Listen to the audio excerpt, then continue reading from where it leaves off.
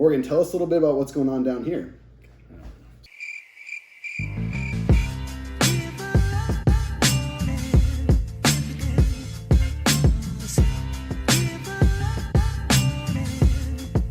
So let's start with a shot. Cheers. Cheers to Pride. Happy Pride. All right. Hi, everybody. My name is Austin. I am Mr. Gay Portland 2015. And this is my buddy Morgan. Hey, how's it going? We are here making a video in collaboration with Lash Affair. As you can see, these great Pride shirts say Big Lash Energy because there's no lash too big. These are Lash Affair's Pride shirts. The 100% of the proceeds are going to be going to the Trevor Project. Can't say enough good stuff about the Trevor Project.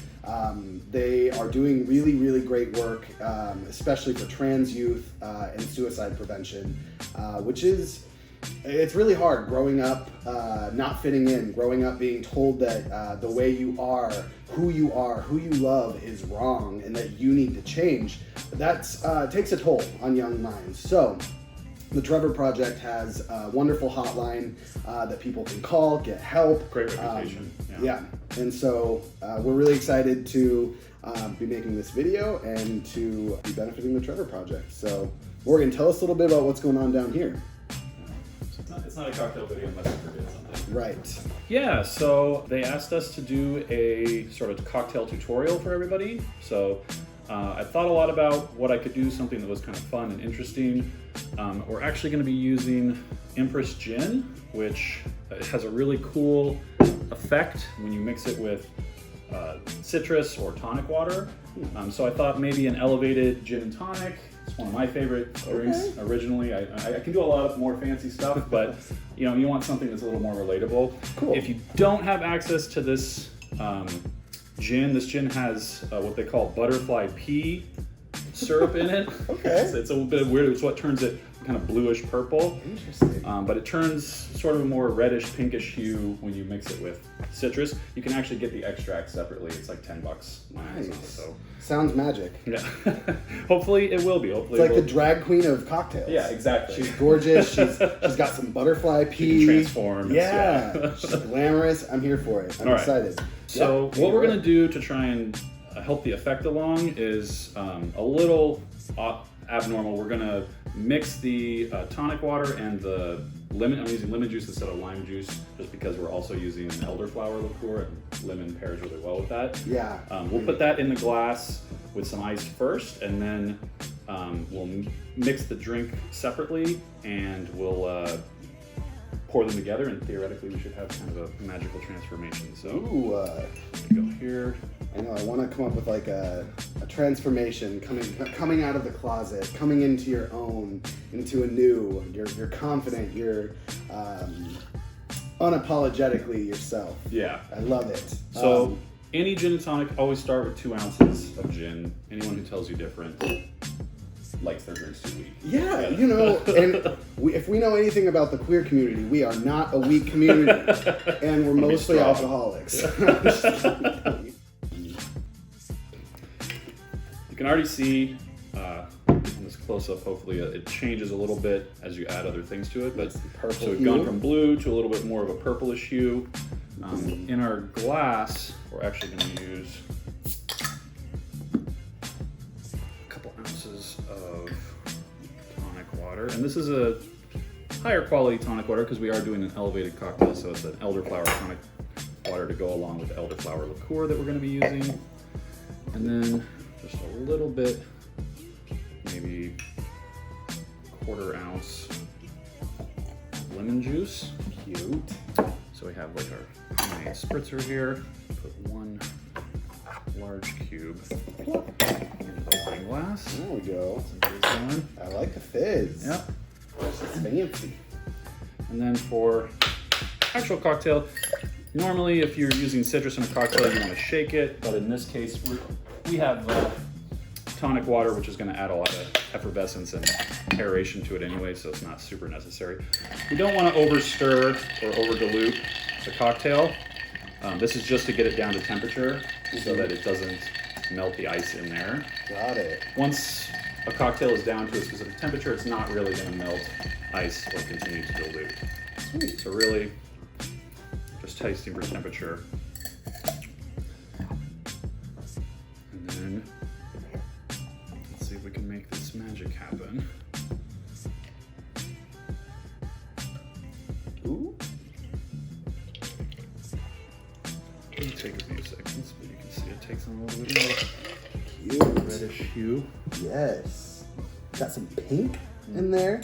Gorgeous. Gorgeous.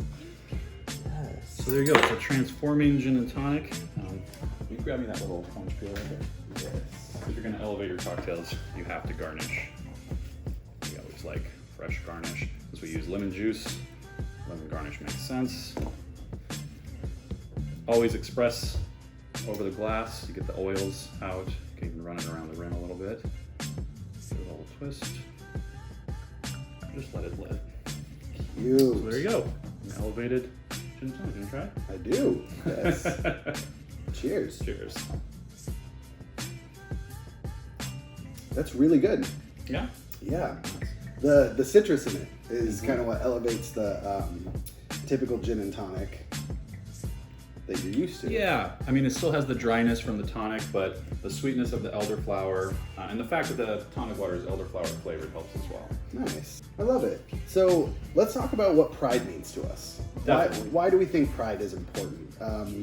For me, as a young queer person, seeing older people living their truths, telling their stories, being unapologetically who they are, really helped me to understand that no matter what I'm going through back home in middle school, high school, the bullies, the people, the haters, if you will, that's all just noise. It gets better. You get older, you find your chosen family, and pride really represents that. I remember one of the first pride parades I went to.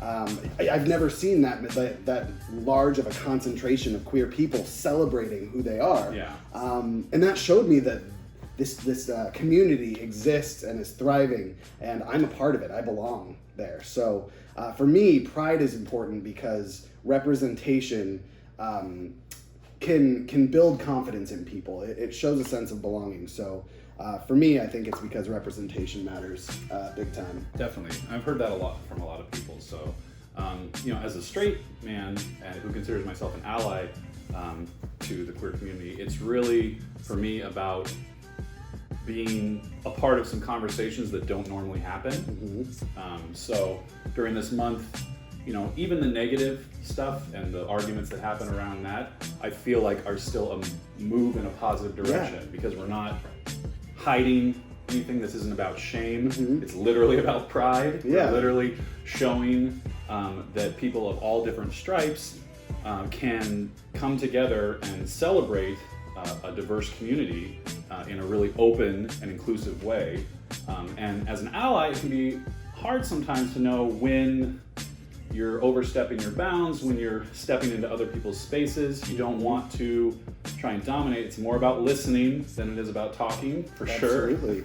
Yeah. And when we were going to do this project, it was kind of my insistence that I do it with a good friend of mine who's part of the community because your perspective and your input is what this month is really all about. Absolutely. And pride is for everyone. It's not just gay, lesbian, bisexual, transgender, queer people. It's also our allies. We need everyone, all hands on deck. And I like what you said about having conversations with people. I think that's one way that we can keep pride going past the month of June and really, you can rock these shirts all year round. Ain't nothing stopping you. But even more importantly, it's having those conversations, especially if you're a straight person, talking to other hetero people that maybe are less open-minded. Mm-hmm. It gives you, it's not a negative thing for people to say those things. What is negative is if you don't step into it and educate them. Yeah, yeah. And I don't like the word ignorance, even though that is kind of what we're talking about.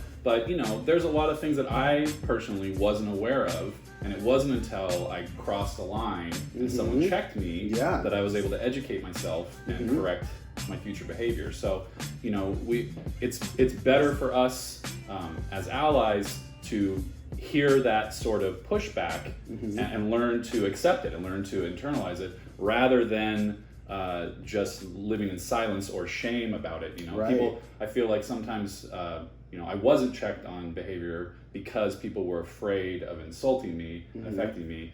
And as an ally, the best thing you do is let people know that you want that feedback, that you want to be a part of the conversation, and you want to be a part of the solution. Absolutely. Well, this was fun. Yeah. I'm excited to try this at home. Yeah. So cheers. Cheers. Thanks, Lash Affair. And remember, guys, 100% of the proceeds from these shirts go to the Trevor Project. They do wonders for the queer community. So if you wanna step in, maybe you don't know where your place is to help, buy one of these shirts and you'll be doing a lot. There you go. Thank you. Thanks a lot.